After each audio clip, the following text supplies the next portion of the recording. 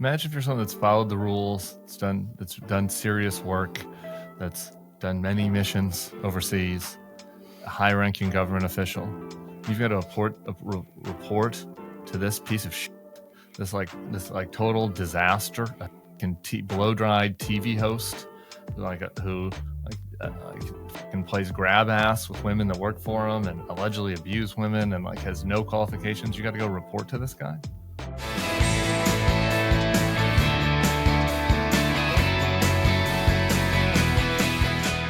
All right, we are back with Bill Kristol, who was listening in on that pretty chilling conversation with Elaina Plott. I want to talk with you, Bill, about some of the implications of what we just heard and of this decision. One thing, just as far as this, she mentioned this list of people that is in government gangsters. We'll post a link where you guys can look at the names. You don't have to buy government gangsters. Look at the target names here on the list, but among them, are mostly the people that were investigating Trump. Your John Brennan's, Comey is on the list. Sarah Isgur Flores over at the Dispatch on the list. Stephanie Grisham, Gina Haspel, Robert Hur. Poor Robert Hur, getting it from both sides. Charles Kupperman is on the list. Maybe explains the quote from him that I read earlier. Andy McCabe, et cetera, et cetera. Pretty alarming to think that there's a hit list from somebody that is potentially the nominee for FBI director. So, Bill, I guess top level, wondering what your reactions are to Kash and what you just heard. I mean, it's an appalling nomination. The notion that this is all haphazard and Trump's a goofball and he picks these people out of a hat, some of which is all true, obviously. But they've been, if you think, just step back, the unimportant agencies, they went to the more respectable people, right? Doug Burgum. What is Burgum going to be? Who cares? Interior or something? Interior. I don't know. He got a bonus, too. Interior, Andy's in charge of energy or something. Yeah, he got a special envoy job as well. And some of the people who want to pretend everything will be kind of okay in the Trump second term are like, yeah, he's not so bad. And the deputy national security advisor is a guy I know, you probably know, Alex Wong from Romney days. And then he worked on the Hill. And he's not terrible. And then you look at the agencies where they can really go after civil liberties, where they can really destroy the rule of law, where they can really centralize and personalize power, where if they add these kinds of appointees to the power they'll get from putting in place Schedule F, which replaces civil service with political appointees, and if you add in the pardon power, and if you add in doctrines of executive power that they believe in, it's very bad. I mean, it's as scary as we thought it would be a few months ago, I think. Yeah. Potentially scary. I mean, the Kash Patel was always the example that was this is the ridiculous example. Right. During the campaign, when it was what are some ridiculous names for people that I would just name off the cuff when I was doing interviews to try to talk about what a Trump administration could look like.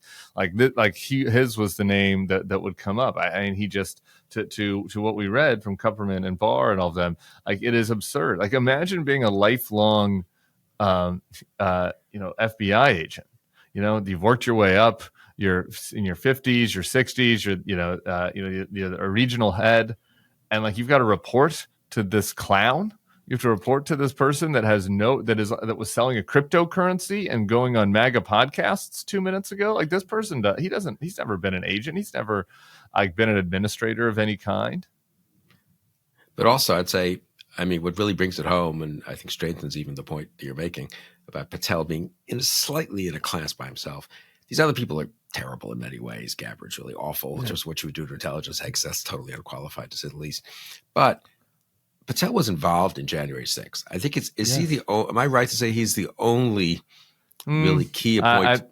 I think that we'd have to throw Pam Bondi in there. She was in Pennsylvania. But I would say Bondi was a very now we're now making fine distinctions. Yes, and I hold that against Bondi, and I'm very annoyed that everyone's decided, well, Pam Bondi, that's a respectable pick. She just spent 2 months going around Pennsylvania and elsewhere being an election denier. She was still an election denier, sort of on the outside, you might say, not in the government. Yeah. Patel was in the middle of the plot to have a coup. He was literally at the Defense Department. He was what terrified all the former secretaries of defense to send that and made them send that letter on January 2nd, I think it was, or 3rd, saying we cannot have the military used in this way. He's what had General Milley, with his hair on fire, quite appropriately, when he was chairman of the Joint Chiefs.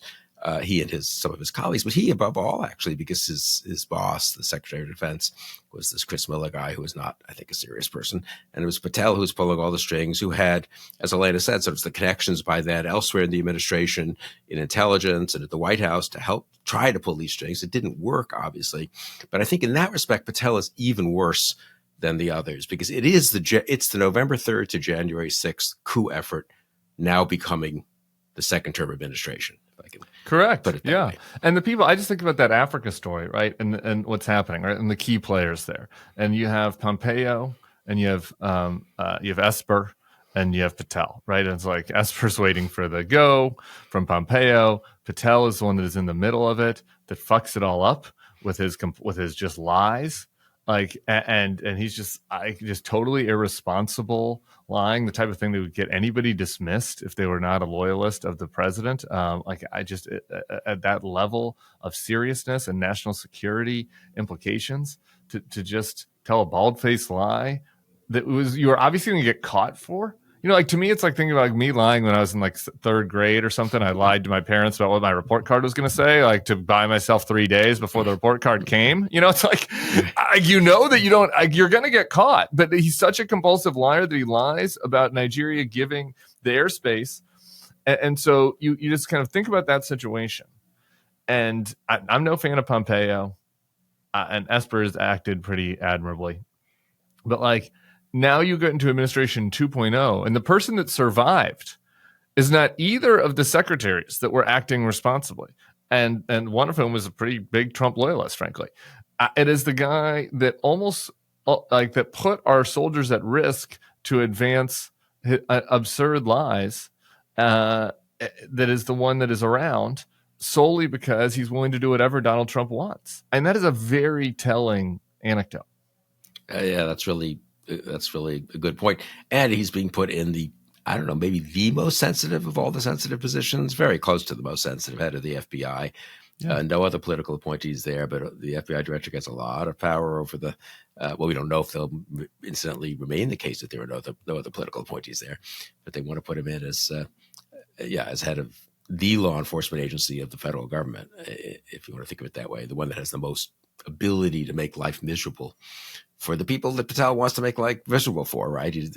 So it's really terrible. I would also say, and I make this point in Morning Shots, that I don't think he'll be confirmed, though I don't know. I've lost all confidence in these kinds of statements. But even if he's not, they have worked out, and Jack Goldsmith explains this in some detail on Twitter and Blue Sky, whichever one you're on.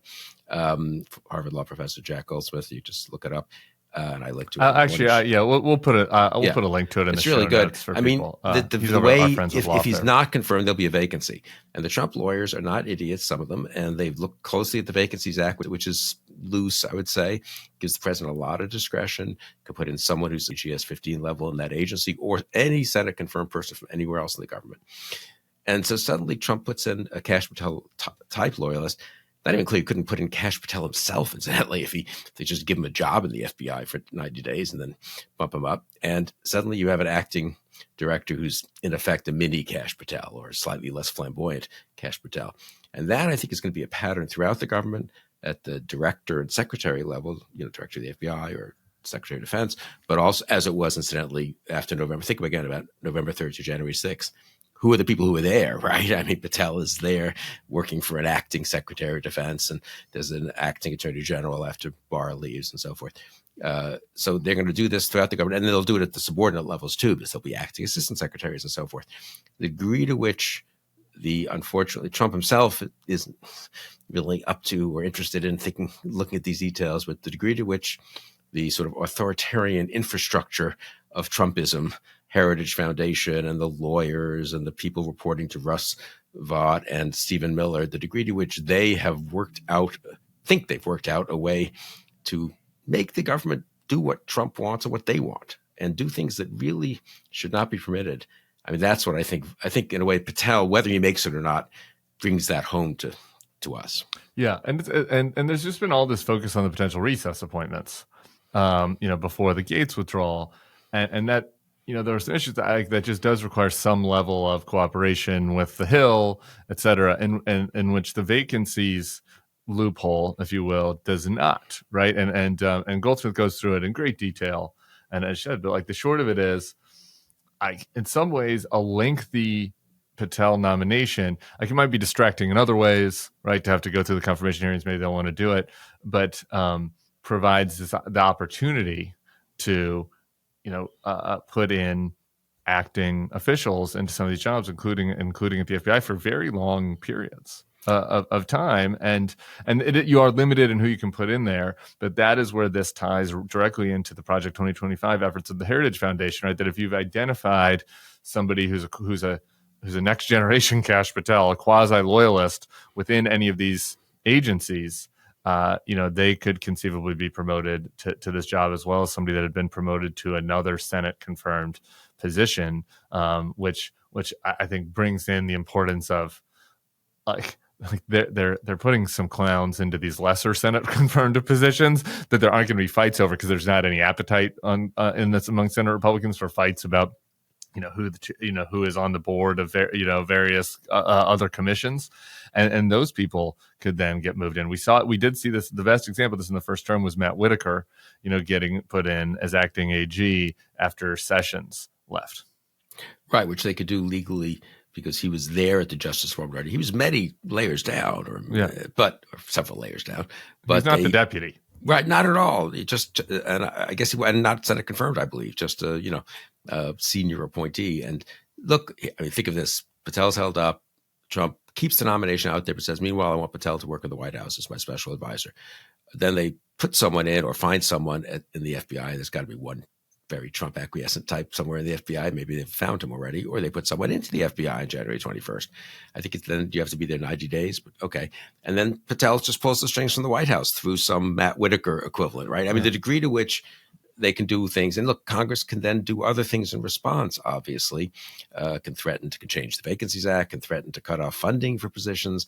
There are Congress, in the old days, Congress had ways to prevent administrations or deter administrations from doing this kind of thing, because it was a normal world where people didn't want to offend appropriators and powerful committee chairs. With a Republican Senate and a Republican House, how much deterrence will they even try to have? Not much. So I think people should be very alarmed. I want to talk also about the Christopher Wray element of this. The FBI directors are appointed for 10-year terms. It's supposed to be a non-political appointment. There are a lot of reforms post-Watergate, post-Hoover, FBI, to try to ensure the independence of the Bureau. Trump broke that the first time by firing Comey. Just huge uproar over that. But he puts Wray in there, who was... I think it calmed the uproar somewhat, right? Because it was a respectable choice, was not a Kash Patel. He was a perfectly reasonable person to put in that job. Any president really could have put him in that job, right? It was nothing, not MAGA in any meaningful way. He had the experience for the job. He had the resume, unlike Patel. He had the respect of people within the Bureau. And so for him to fire Wray, the person that he had put there, 2 years before the term expires, and it is just a massive undermining of the independence of the FBI in a way that the first one was not. It was kind of like a trial run for. And David Frum in the Atlantic writes about this and says, what Trump is trying will, if successful, be a constitutional scandal far greater than Watergate. And the nature of Patel kind of just overshadows that. Just a dismissal of Wray itself on the merits is a scandal. So I wonder, A, what you think about that, and B, whether you think that Christopher Wray should force Trump to fire him or quit before the term starts. So I very much agree with David's argument and the constitutional crisis, which is a little more the firing of Wray than the nomination of Patel, though in fact both are, the flip sides, you might say, of one bigger crisis.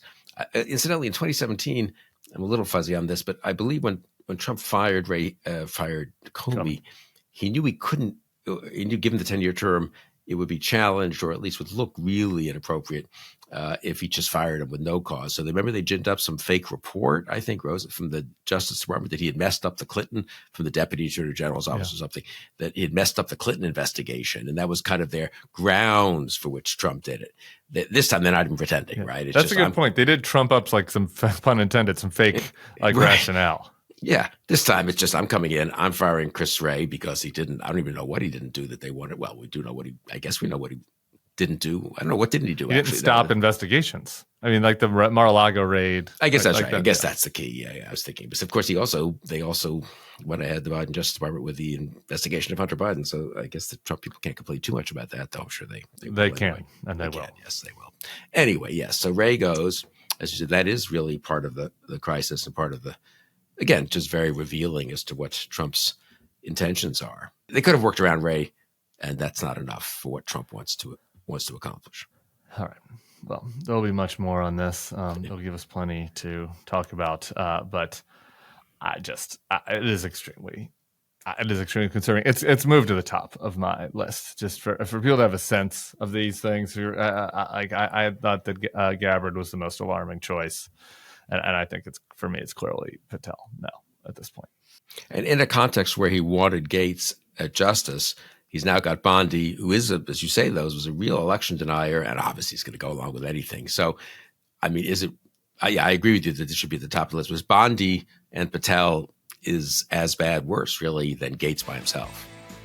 Oh, for sure. Yeah. Certainly for me. Winter came to New Orleans this week. It was, I don't know, I think like 58 degrees yesterday. It was chilly, and my schedule's packed, and I'm eating a lot, and that means one thing. It's 'tis the season for the perfect gene. Stretchy enough for that second or third helping of stuffing and cranberry sauce, soft enough to go full couch potato, watch NFL, and stylish enough to wear to a holiday gathering, which I just did last night to my friend's goodbye party. The perfect gene are, perfect for all your winter activities.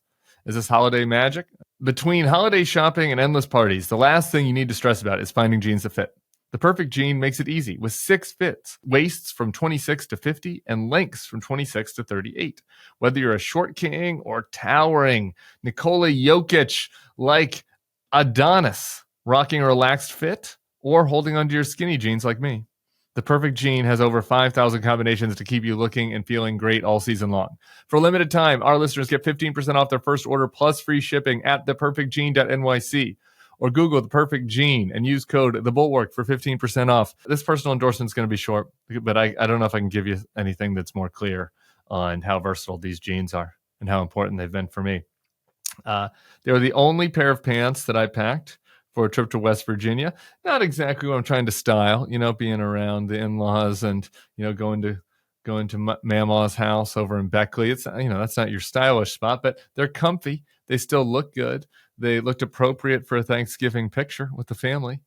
And then wore them again, aforementioned, to a cool party at like a hipster wine bar here in New Orleans. Same jeans, wore in both places. What better endorsement could you have than that? The perfect gene doesn't stop there, though. They've revolutionized t-shirts as well. The perfect tee has just enough stretch to hide your beer belly. Not a problem for me. While accentuating your arms, also not a problem for me. For that flawless look, it's soft as butter, without shrinking in the wash like all your other tees. It's just perfect. It's finally time to get out of those uncomfortable jeans by going to theperfectgene.nyc. Our listeners get 15% off your first order plus free shipping, free returns, and free exchanges when you use code BULWARK15 at checkout. That's 15% off for new customers at theperfectgene.nyc with promo code BULWARK15. After you purchase, they'll ask you where you heard about them. Please support our show and tell them we sent you. Get rid of those khakis and get the perfect gene.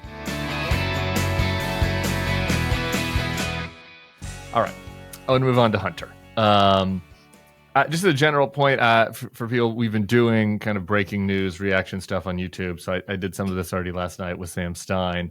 And so folks, make sure to subscribe to our YouTube feed if you're looking for that, if you can't wait till your late afternoon fix. And so first, I guess for anybody that watched that YouTube feed, I'm just appalled by this. I will give my rationale for that at greater length here in a minute. But Bill, I'm curious just for your open thoughts on the president's decision to pardon his son.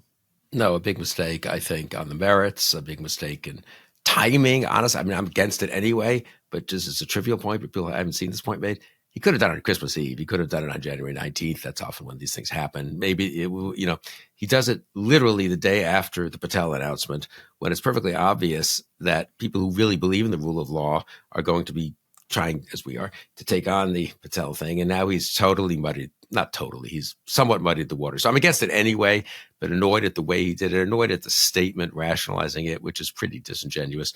Ignores the fact, and the fact is he said he wouldn't do it, right? Pretty recently, even in 2024. Yeah. And it was, I think he said it during the trial. It was clear that Hunter Biden might get convicted.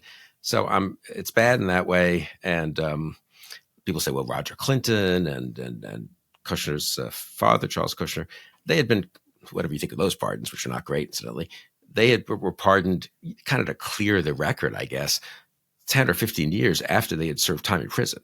This is the first time a president has pardoned a family member who's like in the midst of a criminal investigation. And in fact, the huge majority of pardons are afterwards to kind of make it, help someone who maybe was unfairly has a black mark on his, on his record and is a felon and so forth.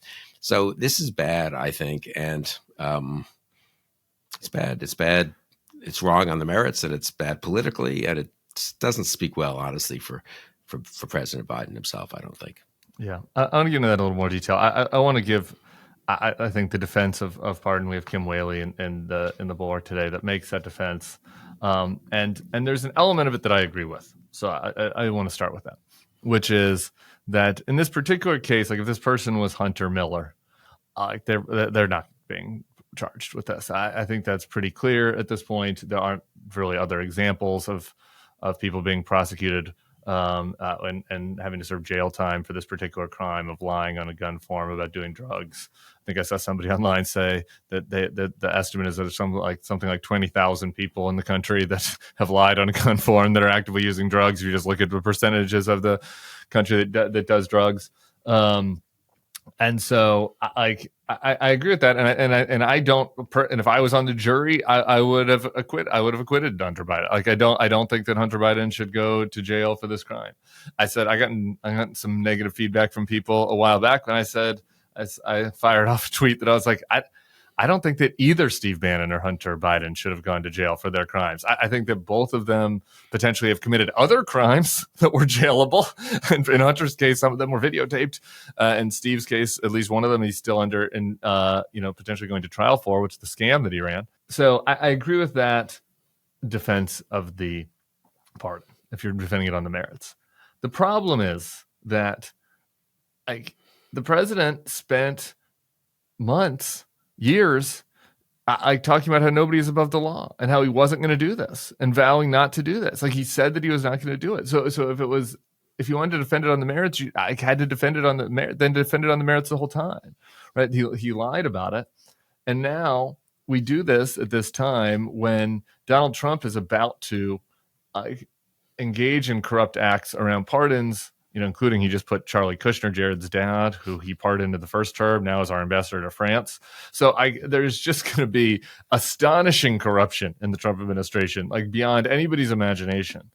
And this is just a gift. And it's not to say that he wouldn't have done it otherwise, but it is a gift to them to then be able to say, well, Joe Biden pardoned his kid. It's just an easy one sentence retort that now everybody has. And how can you in good faith go to somebody in your life who is Trump curious and complain about Kash Patel or Charlie Kushner and then have a credible response to them when it comes to Hunter? Jonathan Chait wrote it like this: principles become much harder to defend when their most famous defenders have compromised them flagrantly.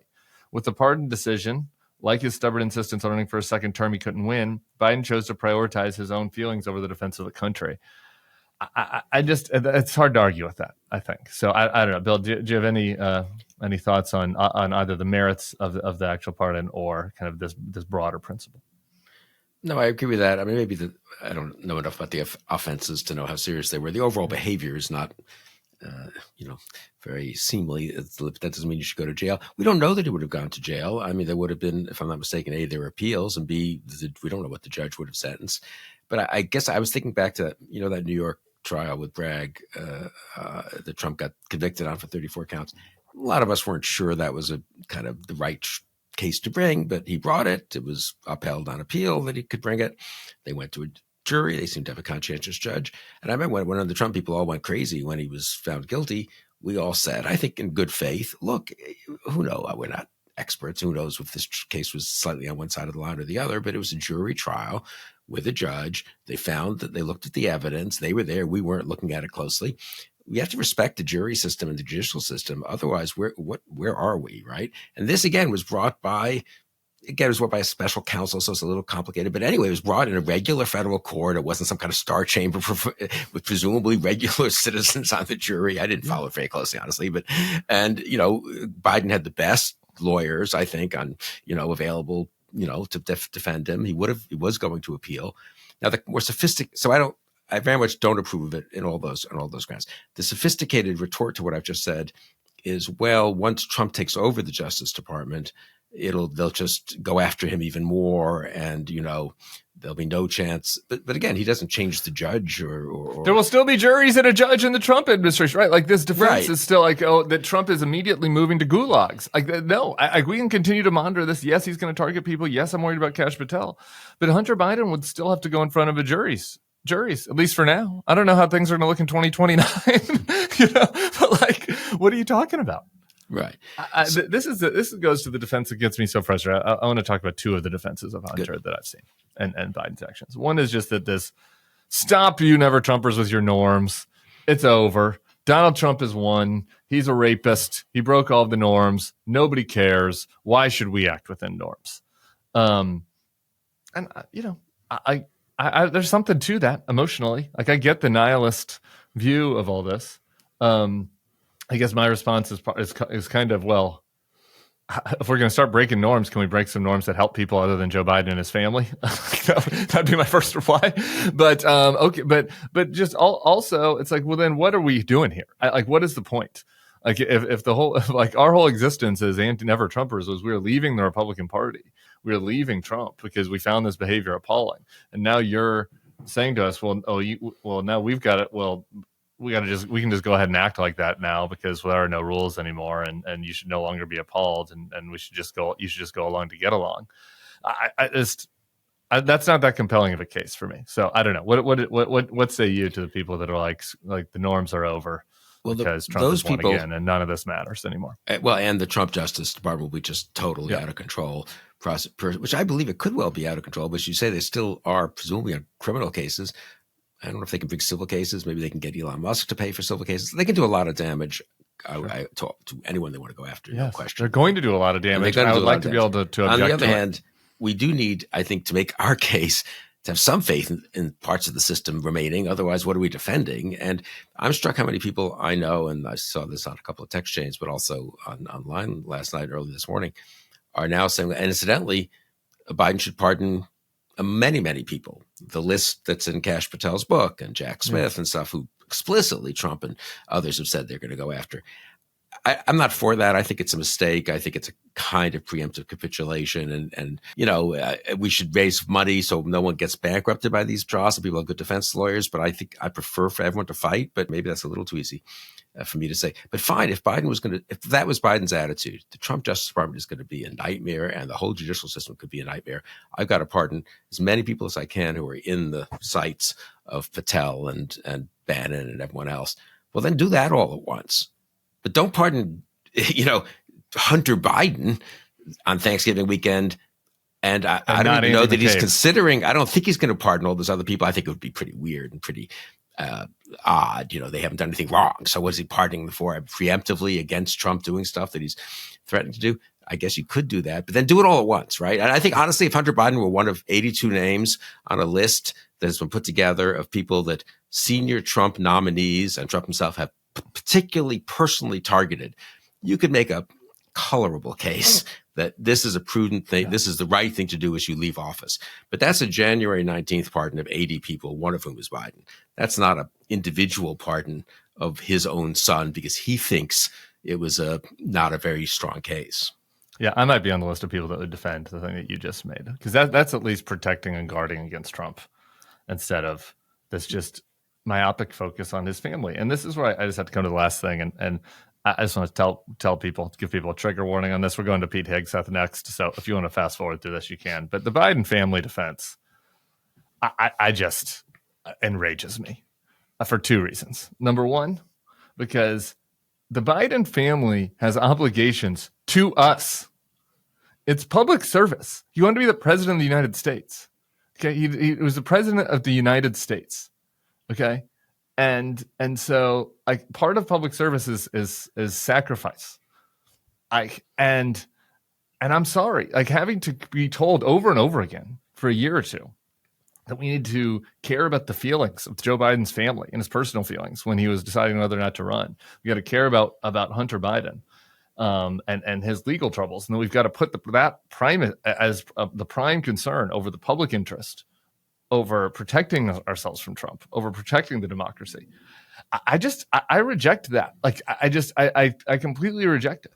And while I'm sympathetic to Joe Biden as a person, and he's gone through unimaginable tragedies, unimaginable, and I understand that, and I empathize with it. But again, he made the choice to run for president again, right? And to decide to, and when you did that, you and when you win, you take an oath to the country, not to protecting Hunter Biden. And the last thing I'll say about the family is, Hunter Biden has made horrific judgments over and over again. And I'm not talking about his addiction.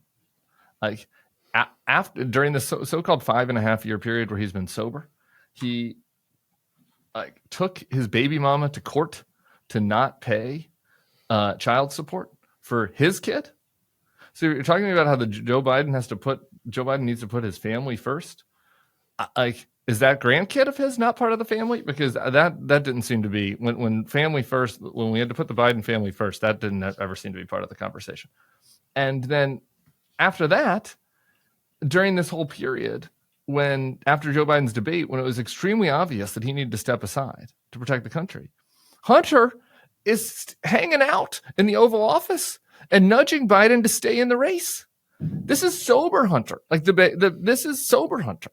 Okay, so I'm not saying he needs to go to jail for those things, but I'm just saying this is a person that's shown horrific judgment, and at a time of great peril for the country, Joe Biden put him and his bad choices above everybody else.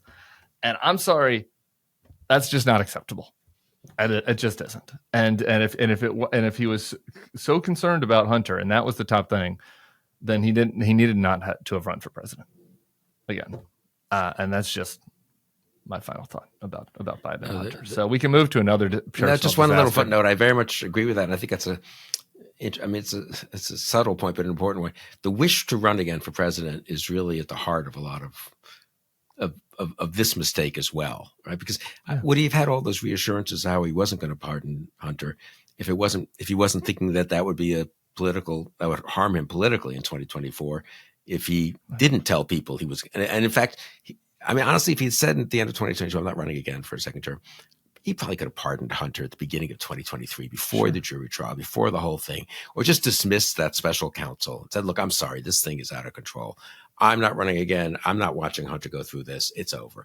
And then there's a primary and Biden's a lame duck and no one really. Some people could have distanced from it and said that was a bad decision. But, so in a way, that decision to run again. Everybody would have distanced from it, I think, in that context, and that would have been fine.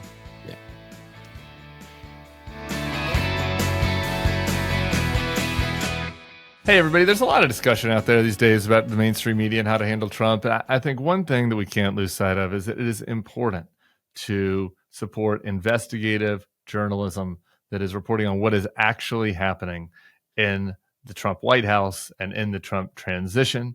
And for me, one of the outlets that I turn to when it comes to this is our next sponsor, The Washington Post. This podcast is sponsored by The Washington Post. When you go to WashingtonPost.com/thebulwark, listeners can get an exclusive deal to subscribe to The Washington Post for just 50 cents per week for your first year. If you listen to us, you know the great work The Washington Post does on a bunch of topics. We have Catherine Rampell on.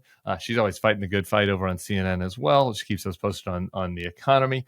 I've turned to Post reporters for investigations into the first Trump administration and for their expertise and insight, particularly in what we were talking about on this podcast, ways that they are looking at corrupting the Justice Department and the FBI and our intelligence agencies. Plus, if you're in a rush and need to catch up quickly on the day's most important and interesting stories, the Post The 7 newsletter is a quick commute read sent each weekday morning, and it's also available as a podcast. The Post offers a cool feature for audio lovers like you. You can actually listen to articles in addition to reading them, so you can tackle your to-do list and catch up on the news at the same time.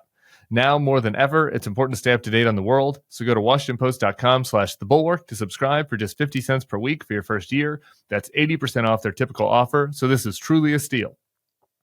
Once again, that's WashingtonPost.com/thebulwark to subscribe for just 50 cents per week for your first year. Hey, y'all, if you love this podcast and want to listen to all Bulwark podcasts ad-free, join Bulwark Plus today. You can click the link in this description. You'll get the best politics newsletters in the business, and you can become a Bulwark Plus member right now. We'd appreciate it.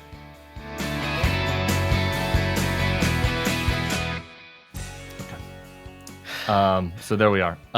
To other people whose personal lives are a complete disaster, who want to have positions of public trust, unlike Hunter, who is just a guy, are the nominee for the Department of Defense, Pete Hegseth.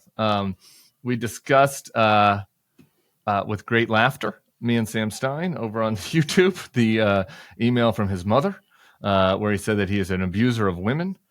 She essentially calls him a bad person in this email. She's backed off of that now, but she sent that email a few months after the incident in California where the woman accused him of sexual assault, and where he just said it was a consensual affair that was happening in between his second and third wives while his love child was a newborn. So that was the Hegseth side of that story. Then we have a new New Yorker story from Jane Mayer talking about his time running a couple of veterans groups, including one that you had a little bit of involvement with. So I want to ask you about this. Here's Mayer.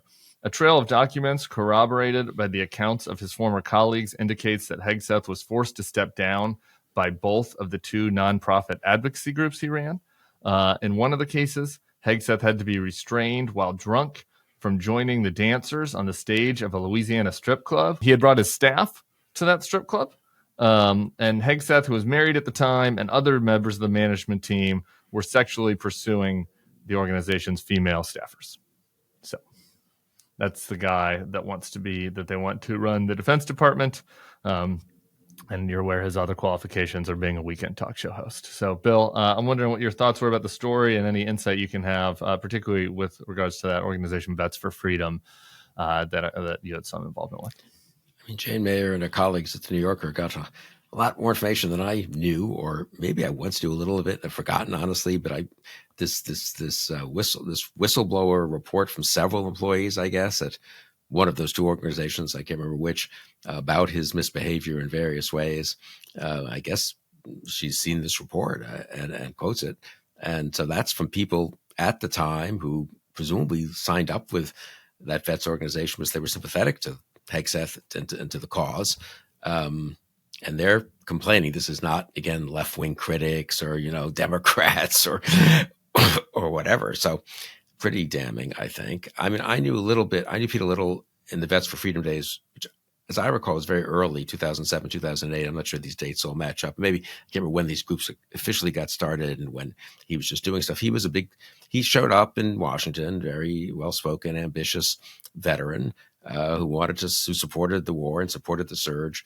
And, I helped him a little bit, I think, meet some people and maybe get on TV or something. And he was a pretty articulate spokesman for the surge, and good to have a young veteran obviously do that. I remember he got to the Bush White House, I think in 2007 or 8, was invited to, stand up there when Bush made some speech about the war or about honoring veterans or something. So, but I do remember that enough to remember that there were questions raised about his management of that operation, and it was sort of quietly shut down. No, I don't think there were legal complaints, or no one was covering up anything that they knew to be illegal. Certainly no complaints from individuals, but enough unseemly behavior that people just thought, the donors thought, let's just close this down. And I think they slid it off into another group or something. This part I sort of was not involved in, and I haven't carefully read the article yet, so you're ahead of me probably if you have. But anyway, just to say this, it's one thing if you were being, nominated for some third level job somewhere. Maybe you let bygones be bygones. He can be or maybe, incidentally, let's leave aside nominated. Could he get normal FBI clearance for a political appointment anywhere? No, out of the question. I know a little about because I processed these.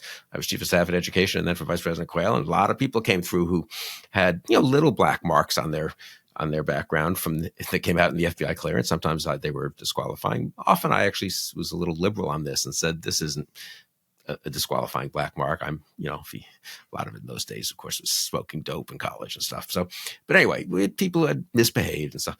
So I'm not even a super hard liner on this, but this is disqualifying. This is not ages ago. This is 10, 15 years ago, or in the case of obviously the assault in California, the apparent assault 2017. And this is kind of repeated behavior with his own colleagues complaining about him. I wonder what references he gave. But of course, there's not going to be, I guess, an FBI check. And he's being nominated for Secretary of Defense. He's not being nominated for a GS-14 position in the, I don't know, commerce. Yeah, commerce as doing public affairs for, for some assistant secretary to promote, how they're doing better job of helping veterans get jobs. I don't want to minimize, make fun of that work. It's important, but you know what I mean? We all know a million people who've had jobs like that. And some of them had slightly sketchy backgrounds, probably not as sketchy as Pete's, I don't think. Secretary of Defense. It should just be so disqualifying that every Republican senator should be laughing for a minute, but not laughing, and then calling up Susie Wiles or Trump directly or whoever they want and say, you've got to withdraw him. We cannot vote for this guy. How can anybody vote for this person in good conscience? Look, I'm not a strip club man. I don't begrudge anybody coming down to New Orleans and dancing on stage, getting a little drunk. That's great. That's everybody's prerogative. But the repeated behavior when it comes to female underlings, right?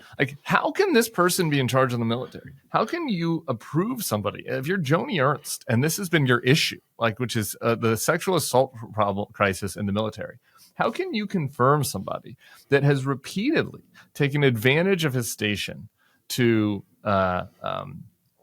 abuse in certain cases or to target younger female underlings? He's had several affairs with them. There have been complaints about him, now whistleblower reports about the way that he behaved. He did it at every organization that he was at both of these nonprofit, grass tops, astroturf groups, also at Fox.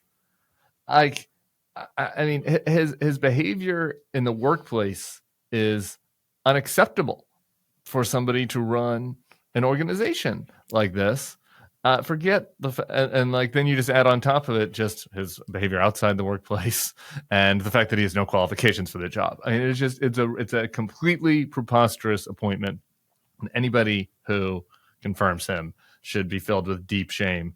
I wanted to ask you, pick your brain on one thing related to this, which is that there is a kind of parallel. It's almost insulting to John Tower to call it a parallel, but there was a long period, I think a half century, where there were no cabinet secretaries that were rejected by the Congress, and that streak was broken by the nomination of John Tower for Secretary of Defense, in large part because of reports of his behavior of drinking and carousing and inappropriate behavior with women.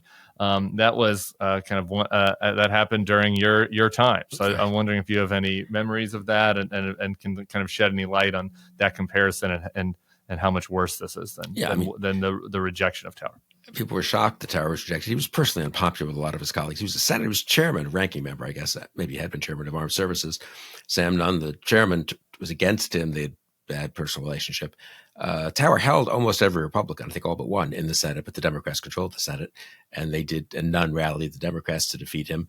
He had drinking and womanizing problems. I don't think there was honestly that much evidence that would have made him incapable of being a good Secretary of Defense, but maybe being a senator is a little different. But in those days, the standard was so high that, you sort of accepted he would be a senator, quite an important senator.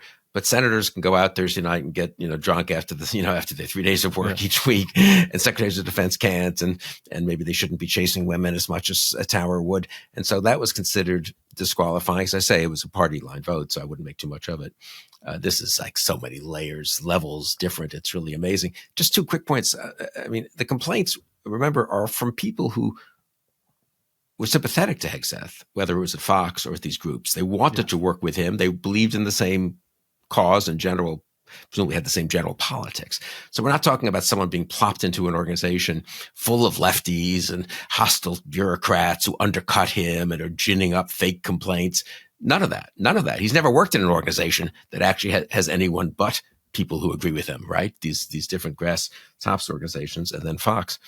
But I also want to make a point that I just thought of as you were talking, which is a cousin of the point that David Frum made that you cited earlier about, the firing of Wray is in a way as worrisome as the nomination of Patel. Trump's going to fire, I think, the chairman of the Joint Chiefs of Staff. And he wants Hegseth, and Hegseth has explicitly called for that the day he takes over. He's going to institute this program where they bring back retired military guys whom they choose to go look at the 3 and 4 stars and get rid of the ones whom they think aren't doing a good job, I suppose, at making a recommendation to the Secretary of Defense. So it's both putting in someone wildly unqualified, wildly unsuited to be Secretary of Defense, who will just be a puppet for whatever any people in the White House want to do, but also beginning the process of politicizing the military, of getting rid of other centers of power in the Pentagon. And so it is, that side of it shouldn't be lost sight of either, right? I mean, there's a 1-2 punch here, which is, really can be devastating, I think, to the military. Who's going to work there? Civilian employee? I mean, maybe, I don't know, military people have a lot of loyalty, so maybe they'll stay. I think a lot of colonels might get out at 20 years, but civilian employees at defense, just like the FBI, incidentally, just like the Justice Department. But of course, they want that. That's a feature, not a bug. Getting rid of hundreds of thousands of competent civil servants or non-political military officers, that's what you want if you're an authoritarian. And you take the chaos in the short term to end up with the political loyalists in the medium and long term. Imagine if you're someone that's followed the rules, that's done serious work, that's done many missions overseas, a high-ranking government official. You've got to report to this piece of shit, this total disaster, a fucking blow-dried TV host who fucking plays grab ass with women that work for him and allegedly abuse women and has no qualifications. You got to go report to this guy, Kash Patel. It's an insult, and the people that are defending it should be ashamed of themselves. All right, I'm going to have a stroke. Keep going through all these topics today. So I just want to end with this. We're going to focus on foreign policy tomorrow. We've got Mark Hartling coming on the pod, which I'm really excited about. So, but just very briefly, if I could just pick your brain, an open-ended answer, but a lot happening over the holiday. We have protesters in Georgia clashing with police. After the government suspends talks on joining the EU, a Russophile government. We've got the rebels in Syria taking towns and pushing back aggressively against the Assad regime in the most aggressive counter attack in quite some time in Syria. The Ukraine battles are intensifying in Ukraine as I guess they struggle for position, looking ahead to the potential negotiations during a Trump administration. Do you have any unifying thoughts on all that, or is anything in particular about any of those areas you have thoughts about? I mean, some of those developments are hopeful. Certainly, the behavior of civilians in Tbilisi and Georgia. I mean, obviously, Ukraine goes without saying.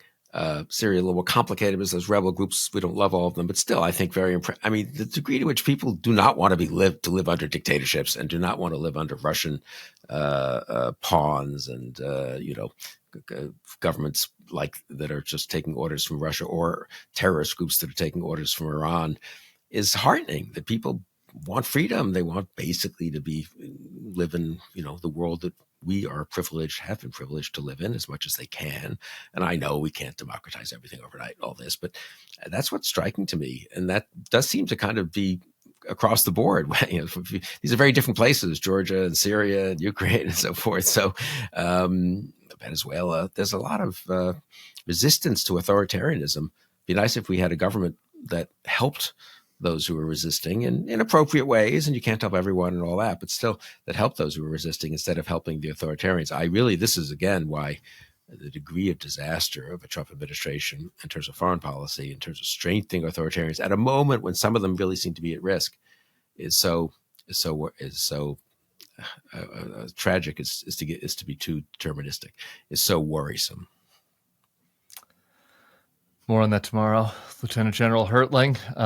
Thank you to Bill Kristol. Thank you to everybody that survived this. I think I might need to go have a cigarette after this podcast.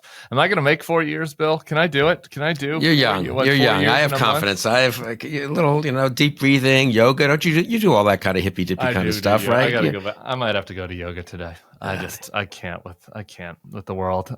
Thank you to everybody for sticking around. To Bill Kristol, to Elaina, Plott, Calabro, one of my faves. We'll see you back here tomorrow. Peace.